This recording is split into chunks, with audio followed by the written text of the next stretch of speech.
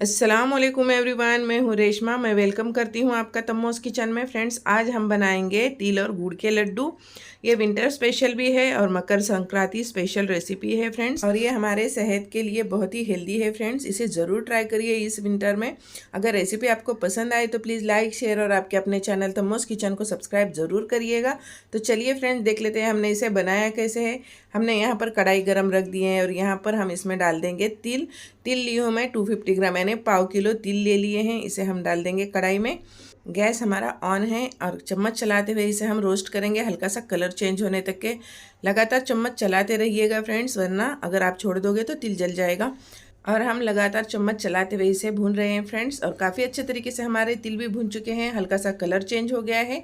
और हाँ फ्रेंड्स, मेरे तिल में थोड़ा थोड़ा काला दिख रहा होगा आपको, उसमें थोड़ा सा काला तिल मिक्स है। तिल हमारा अच्छे से रोस्ट हो चुके हैं और हमने उसे निकाल कर रख दिए हैं बाउल में। और उसी कढ़ाई में हमने गुड़ डाले हैं 250 ग्राम। जितना आपको तिल लेना है उतना ही गुड़ लेना है फ्रेंड्स। आप 1 किलो का बनाओगे तो 1 किलो ही गुड़ लेना है। अगर आप 200 ग्राम बनाओगे तो 200 ग्राम ही गुड़ लेना है।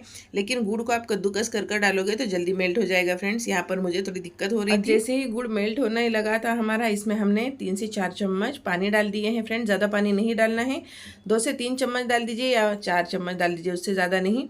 हमने इसमें पानी डाल दिए हैं और चम्मच चलाते हुए हमने गुड़ को अच्छे तरीके से मेल्ट कर रहे हैं फ्रेंड्स। हल्का सा गुड़ अभी बाकी है मेल्ट होना। ये देखिए, इस तरह से हम चम्मच चलाते हुए इसे मेल्ट कर रहे हैं फ्रेंड्स। अगर आप गुड़ को कद्दूकस कर डालोगे ना फ्रेंड्स तो बहुत ही जल्दी मेल्ट हो जाएगा।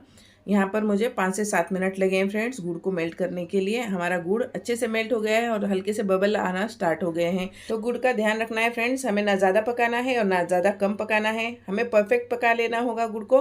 अगर आप ज़्यादा पकाओगे गुड़ तो इसके लड्डू कड़क होंगे, अगर थोड़ा कम पकाओगे तो सॉफ्ट हो जाएंगे, यानी लड्डू बनेंगे नहीं, फैल जाएंगे। और आप देख सकते हैं हमारे गुड़ में बहुत ज़्यादा बबल्स आने लगे हैं और कलर भी चेंज हो गया है। अब इसमें हमने डाल दिए हैं तिल फ्रेंड्स, या फिर आप कटोरी लीजिए और उसमें थोड़ा पानी डालकर उसमें थोड़े से ये गुड़ के ड्रॉप डाल दीजिए, यानी पिघला हुआ गुड़ डाल दीजिए। जैसे ही आप पानी में गुड़ को डाल दोगे ना फ्रेंड्स तो गुड़ फैलेगा नहीं, तो समझ लीजिएगा कि आपका ये परफेक्ट हो गया है गुड़ मेल्टेड।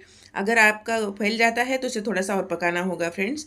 और ये देखिए, हमने इसे 1 से 1.5 मिनट पका लिए हैं और लो फ्लेम पे। अब हमने इसे नीचे उतार दिए हैं। आपको ये थोड़ा सा पतला लग रहा होगा, लेकिन फ्रेंड्स ये जैसे जैसे ठंडा होगा ये जमते जाएगा। इसे नीचे उतार कर हमने थोड़ा सा ठंडा कर लिए हैं। अब हथेली पे लगा लेंगे पानी और इसमें से थोड़ा सा पोर्शन लेंगे इस तरह से, और इसे हथेली पर रखकर पानी लगाकर घुमा लीजिए। ज़्यादा पानी नहीं लगाइएगा, थोड़ा सा पानी लगा लीजिए ताकि हाथ पे चिपके ना। ये गुड़ मेल्टेड है और गर्म है तो चिपकता है फ्रेंड्स और चटके लगते हैं।